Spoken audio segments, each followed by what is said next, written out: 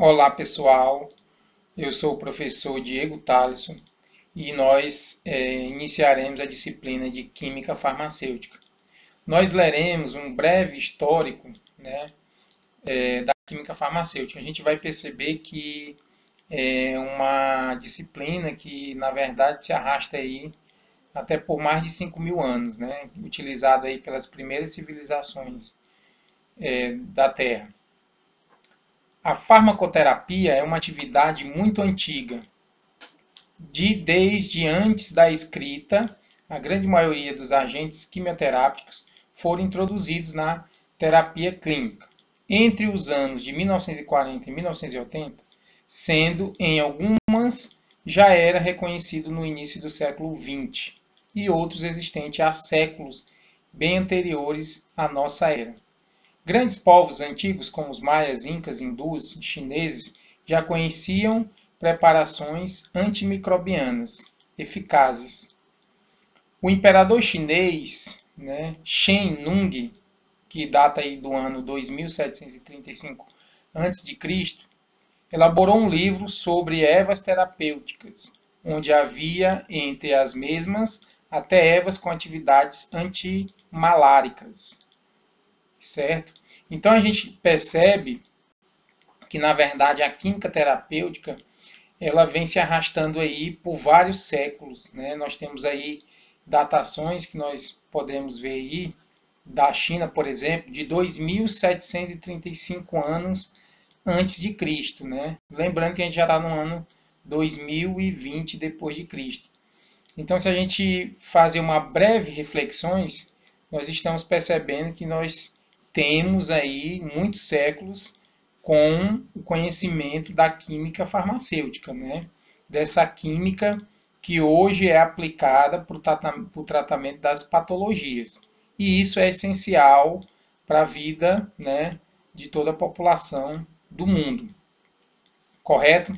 Nós vemos aí que as populações aí mais tradicionais e mais antigas, né, já se utilizavam. Aí eles colocam aí os maias, os incas, os hindus, os chineses, né?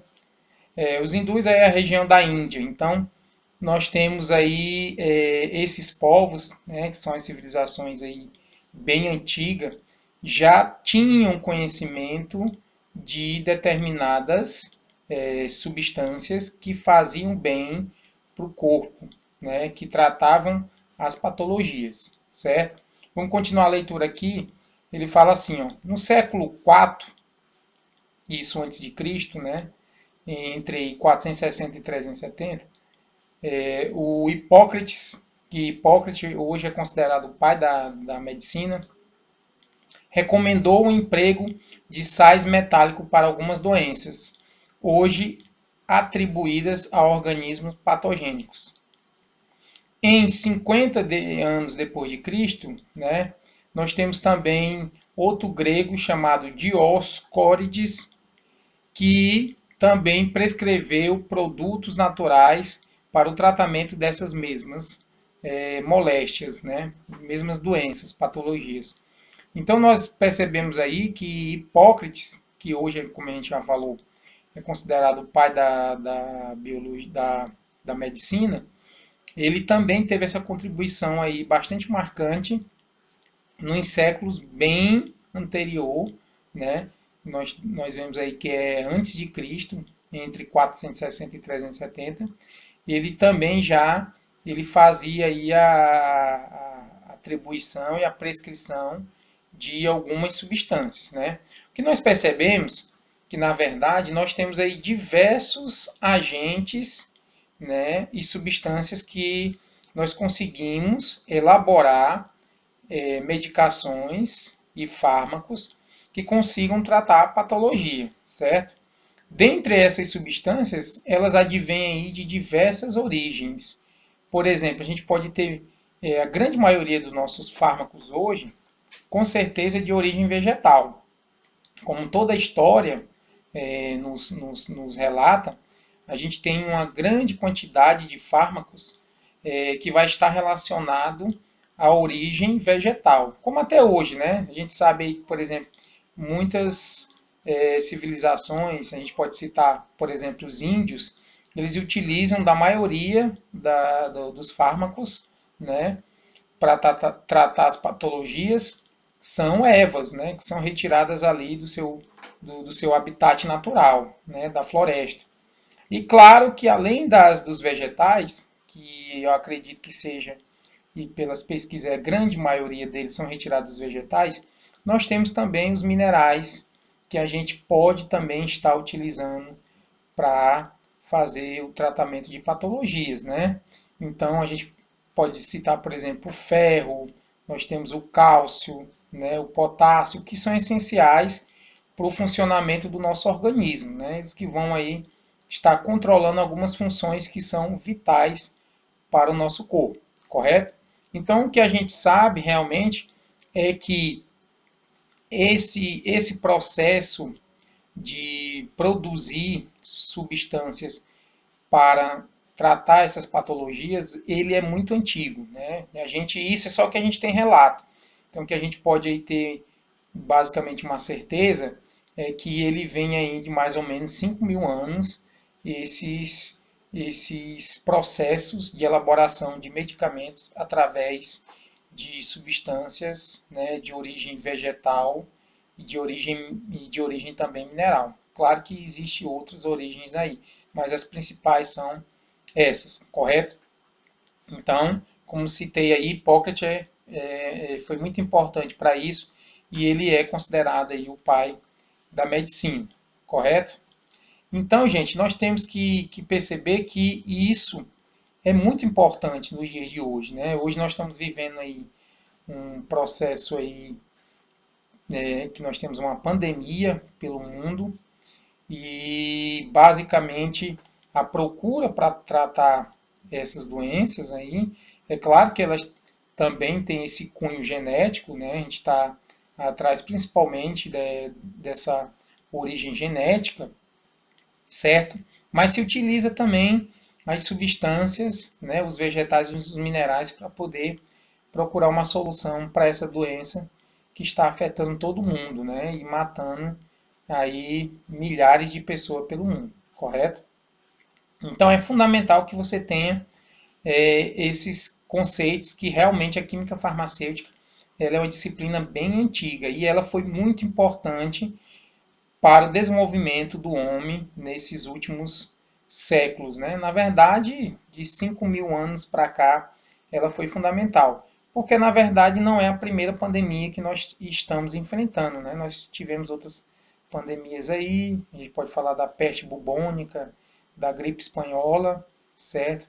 Nós tivemos aí outros surtos da gripe, por exemplo, aviária, gripe suína.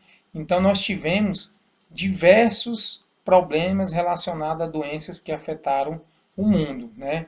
E nós só conseguimos desenvolver uma cura justamente na pesquisa relacionada a esses fármacos que estão diretamente ligados a essas substâncias, né? E também ao aprimoramento da genética, que nos ajuda bastante, né, a entender aí nosso sistema de defesa, né, nossas imunoglobulinas. Isso é essencial também nesse momento, inclusive é o que estão dando mais ênfase, na verdade, o estudo do nosso processo de defesa, que são as nossas células aí relacionadas à nossa defesa, também chamadas de leucócitos, de modo geral. Correto? Mas para a gente entender que realmente a química farmacêutica é muito antiga, certo? E a gente tem que ter diversos atributos para poder, de alguma forma, contribuir para que você consiga, de fato, gerar, transformar fármacos que sejam eficientes no processo de combate às patologias, correto? Então vamos lá. A gente vai falar aqui, né, de um processo que é muito comum e é muito usado hoje para o desenvolvimento de qualquer disciplina, né, de qualquer coisa que se faça hoje, né? A gente tem a interdisciplinaridade. Essa, essa função basicamente vai unir todas as disciplinas, todas não, mas disciplinas que têm algo em comum, elas vão ser unidas para buscar uma solução em comum, né? Nós temos aqui ciências biológicas e farmacêutica, né? Ela vai ter um grande peso na disciplina de química farmacêutica. E a gente pode citar algumas disciplinas que são essenciais no estudo da química farmacêutica. Por exemplo, biologia, né? Claro que a gente fala de química e pensa química farmacêutica, que a gente vai ter só química, mas na verdade, onde tem a química, a gente tem também processos biológicos, onde tem processos biológicos, tem processos químicos. Então a biologia, né, jamais iria ficar de fora desse processo de estudo. Então a biologia, ela é fundamental para o processo de desenvolvimento da química farmacêutica. Correto? Por quê? Porque os medicamentos, os fármacos que são desenvolvidos, certo? Eles vão atuar dentro do organismo humano, né? Ou de organismo de outros animais. Mas aqui para o nosso estudo, a gente vai estudar o organismo humano, correto? Então, se ele vai atuar dentro do organismo humano, nós temos que conhecer a nossa fisiologia humana, né? A nossa anatomia e nossa fisiologia. Nós temos que conhecer como os nossos órgãos funcionam, correto? E quais são esses nossos órgãos, correto? E para que cada um serve. E para isso a gente precisa estudar biologia, né? Precisa estudar essa biologia e ter um conhecimento aí aprofundado, principalmente em relação à dinâmica do medicamento quando interage com o nosso corpo, correto? Então a biologia, de fato, ela é essencial. O próprio nome já diz, né? Biologia, o estudo da vida, correto? Nós temos dentro da biologia, que abrange aí o processo geral, nós temos aí a genética, como eu falei, ela é importantíssima nesse processo, principalmente no desenvolvimento de alguns medicamentos, né? E de muitos medicamentos, porque a gente sabe que cada organismo ele é único, correto? Quando uma pessoa faz uso de um fármaco, certo? E se por acaso funcionar, não quer dizer que necessariamente o outro indivíduo que vai fazer o uso do mesmo fármaco, a gente vai conseguir ter a mesma eficiência, né? Então é por isso que existem os estudos, para ver como cada medicamento se comporta, né, em cada indivíduo. Então, todo indivíduo ele é único, você já deve ter ouvido falar isso, todo mundo é único, certo? Por isso que, por exemplo, as nossas impressões digitais é diferente.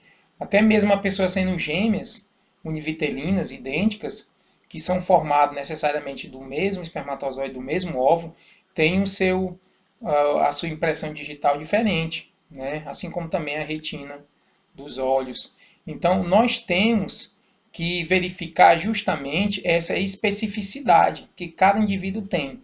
Então, para a gente, de fato, observar se o medicamento que foi desenvolvido ele tem eficiência, né, nós temos que testar em diversos indivíduos. E quanto maior a quantidade de indivíduos, melhor será nossas análises, correto? Então a genética vai ajudar muito nisso, porque a genética basicamente é que vai estudar as características de cada indivíduo, né? A genética vai estudar ali a molécula primordial, né? O nosso DNA.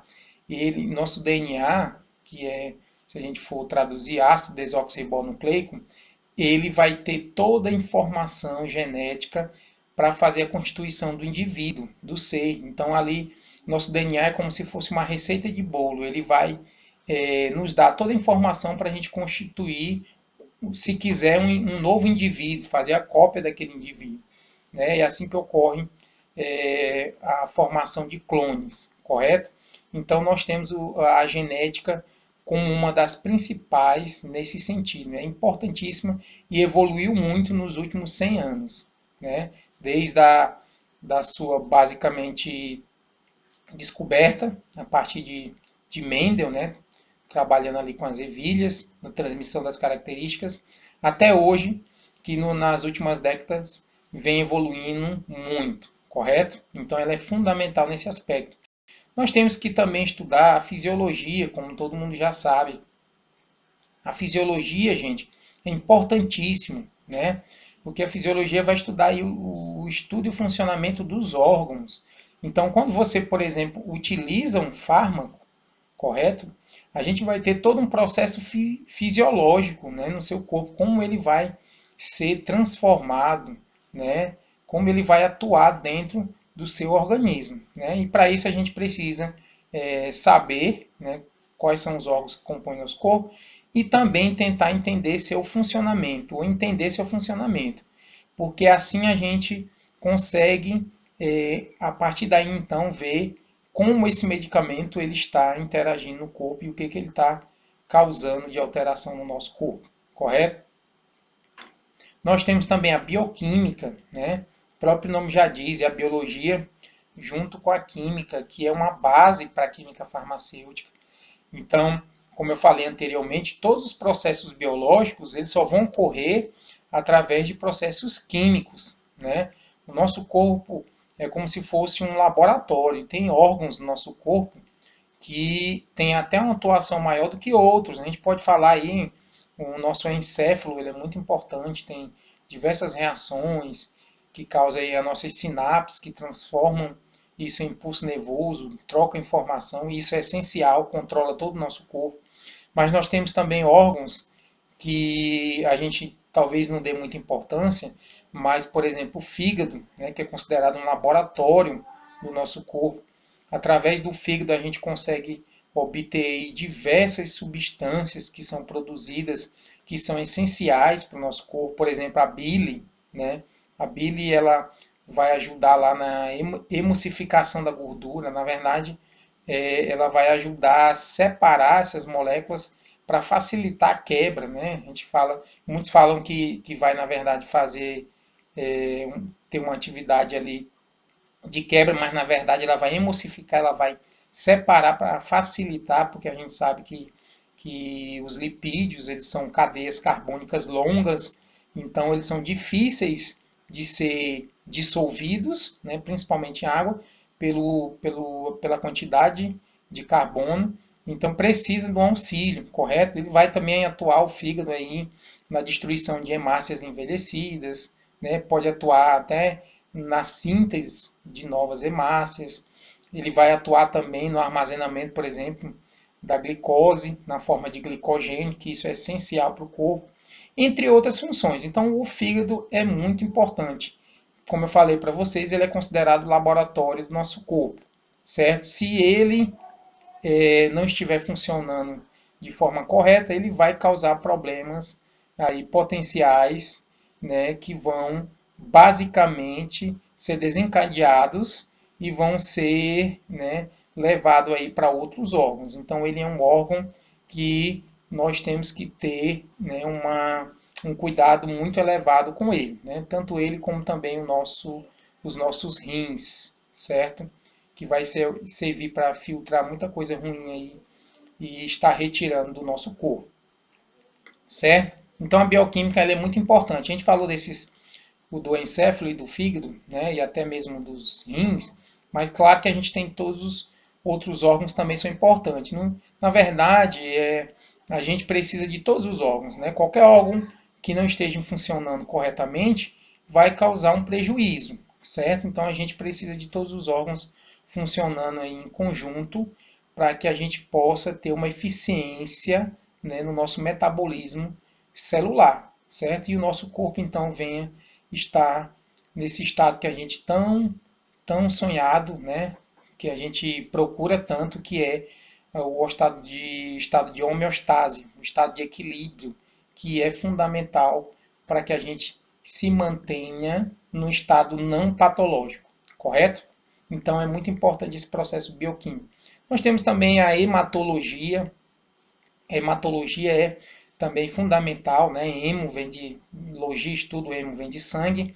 A gente sabe que o nosso corpo ele é totalmente dependente de um tecido, que é um tecido líquido, que vai irrigar todo o nosso corpo, que é o nosso sangue, correto? Como eu falei para vocês, é o único tecido líquido. E dentro do nosso sangue a gente tem a parte sólida e a parte líquida, né? Parte sólida sendo essas células que a gente tem as plaquetas, né? Que vamos ter vão ter a função de fazer o processo de estancamento do sangue, né? Vão impedir a hemorragia. E o outro, a outra célula importante, são os leucócitos, que fazem o combate às doenças, que nessa doença que a gente está sofrendo hoje, né, em 2020, é o que tanto se estuda nessa nossa parte de defesa. E nós temos também as nossas células vermelhas, que são as nossas hemácias, que também são muito importantes, porque as hemácias elas acabam tendo a função de levar substâncias muito importantes para as nossas células, que, por exemplo, o oxigênio, né? Oxigênio e gás carbônico. Acaba que levando oxigênio e retirando gás carbônico, que é produto do metabolismo celular. Então a gente precisa basicamente das hemácias, elas são fundamentais, é por isso que a gente não pode perder muito sangue, né? Vocês já devem ter ouvido falar, né? Se não, eu vou falar aqui. Nós não podemos perder um volume muito grande de sangue, né? Se você perde aí entre 20% e 30%, suas funções elas já começam a ser comprometidas, correto? Se você perde a metade do sangue, provavelmente você vai ser levado até ao estado de óbito.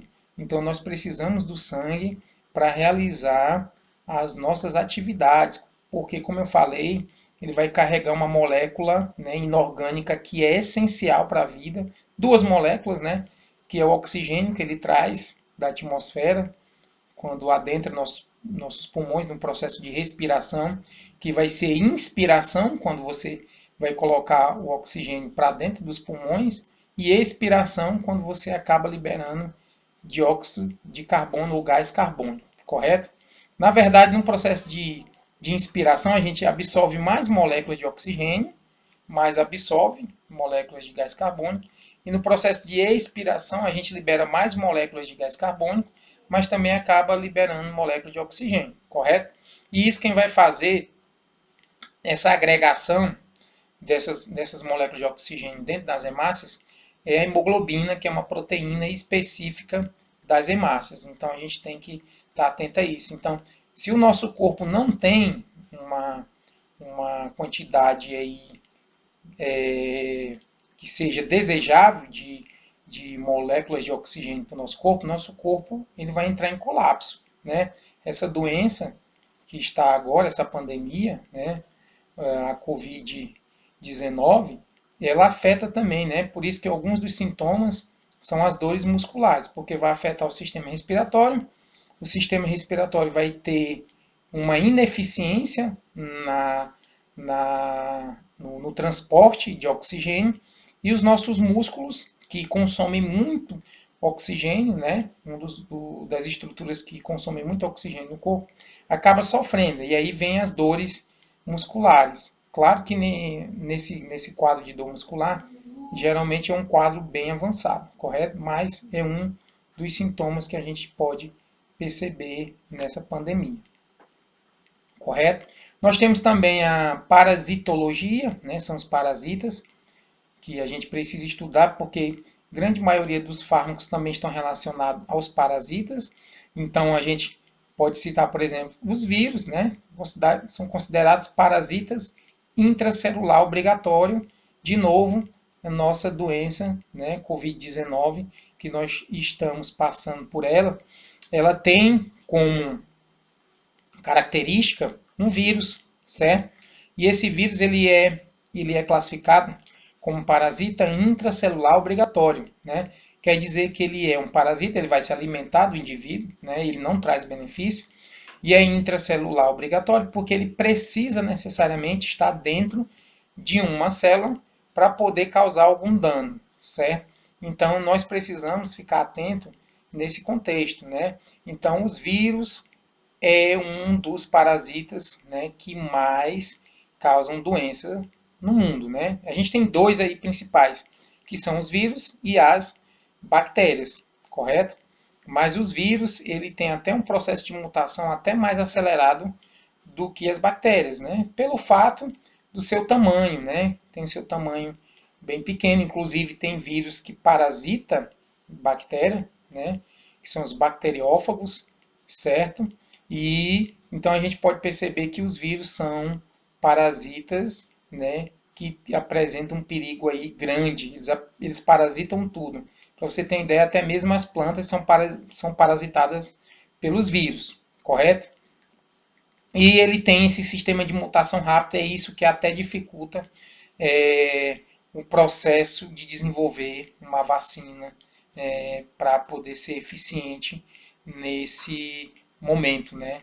Então, basicamente é por isso que ele é tão complicado, correto? E aí ele tem suas duas fases, a lítica e a lisogênica, que a gente não vai entrar em detalhe aqui, e a gente tem essas duas etapas aí que eles acabam se instalando no corpo e causando aí problemas sérios, né, dentro do nosso corpo. Nós temos as bactérias também, tem diversas doenças aí causadas por bactérias, que também causam muitos problemas, correto? Que podem também levar até a morte, certo? Então a gente pode destacar, mas além desses dois micro-organismos, eu tenho os protozoários, eu tenho fungos, né? Eu tenho outros parasitas aí, os ectoparasitas, que a gente também tem problema, causando problema nos organismos vivos, né? Tanto nos seres humanos, como também nos outros animais, correto? Aí vai falar da micologia, né? Que vai ser os fungos, né? Estudo dos fungos, por trair, então, o nome micose, né? Micologia. Microbiologia vai tratar de todos os micro-organismos, mas com ênfase na bactéria, certo? Dá uma ênfase na bactéria, mas como o próprio nome de microbiologia, são seres, né, pequenos. Virologia, o vírus, especificamente, certo? Toxicologia já está também é autoexplicativo, né? Vai tratar sobre as substâncias tóxicas que são liberadas no nosso corpo, produzidas. Então, alguns parasitas, né, eles acabam liberando substâncias tóxicas que isso acabam prejudicando o metabolismo do nosso corpo, né? Levando então o nosso corpo a um estado que a gente chama de estado patológico, né? Estado que vai deixar o nosso organismo doente, certo? Então são essas algumas das disciplinas aí que a gente trata, né, para poder a gente desenvolver essa química farmacêutica. Então você tem que ter uma base de todas essas disciplinas para a gente chegar e culminar numa eficiência na hora de produzir um medicamento, né? Então nenhuma delas devem ser descartadas no desenvolvimento dos medicamentos, correto? Nós temos aí a farmacocinética também, que é muito importante, né? Você analisar a cinética vai estar relacionada aí a movimento, né? Então a gente tem a farmacocinética, então os órgãos aí que ele vai passando, o fármaco vai passando pelo organismo, né? Vai se deslocando, certo? Nós temos também a química orgânica. Química orgânica é essencial porque basicamente nós temos a química orgânica e a química inorgânica, né? A química orgânica é que a gente estuda que basicamente tem carbono, né, e hidrogênio. Né? Antigamente falava só carbono, mas geralmente na química orgânica a gente estuda também até carbono, hidrogênio, oxigênio. É muito comum, né? Mas principalmente carbono, hidrogênio, a gente já pode perceber nos elementos orgânicos, né? E nos elementos inorgânicos são as outras substâncias, certo? Então nós temos também a física, a matemática e a estatística. Então essas últimas disciplinas vão entrar aí com os cálculos, que é tão essencial. Para a gente saber se uma substância tem efeito ou não, a gente precisa saber dessa análise estatística, né? Na ciência, a estatística é fundamental nesse aspecto. Nós não podemos julgar um medicamento eficiente sem fazer análise estatística. Na verdade, hoje, qualquer trabalho científico, né, que tenha uma boa base e que tenha um reconhecimento, tem que ter essa análise estatística aprofundada. Tem que ser trabalhado bastante a análise estatística, né? Então a estatística é primordial. Pela estatística que a gente de fato vai saber realmente se aquele medicamento tem uma eficiência ou não no combate de determinada doença, correto? Então, muitos não gostam, né, só gostam da área de biológicas, né? E não gostam da área de exatas, mas ela é fundamental. A gente precisa ter essa ciência de que a análise estatística ela é fundamental. Tá aí o exemplo do estudo estatístico da curva, né? Que a gente faz e os países fazem análise de crescimento e da curva de achatamento, de quando essa curva vai começar a descer. Isso tudo é feito pela análise estatística, né? Isso é fundamental para que o sistema, né, de saúde possa se preparar para receber as pessoas que venham ser afetadas com essa patologia, certo? E conseguir suprir a demanda, né, hospitalar para as pessoas que venham posteriormente ser infectadas. Então, isso é essencial para o país fazer todo esse processo aí de logística, de preparação para combater essa doença, certo? Tanto que é que a gente está percebendo que realmente esses gráficos eles realmente né, estão condizendo com a realidade e está prevendo, né, de forma correta esses números aí que estão aparecendo. Tudo isso já estava previsto no gráfico que foi estabelecido aí para os países e para o mundo, correto? Hoje a gente vai ficar por aqui, correto? Porque é muita informação, então eu peço que vocês deem uma olhada no material para a gente, na próxima aula, dar continuidade a essa aula, correto? Então é muita informação, muitas disciplinas, a gente tem que estar dando uma estudada para a gente ter um entendimento maior, para a gente dar continuidade e dar sequência à aula, certo? Tchau, pessoal!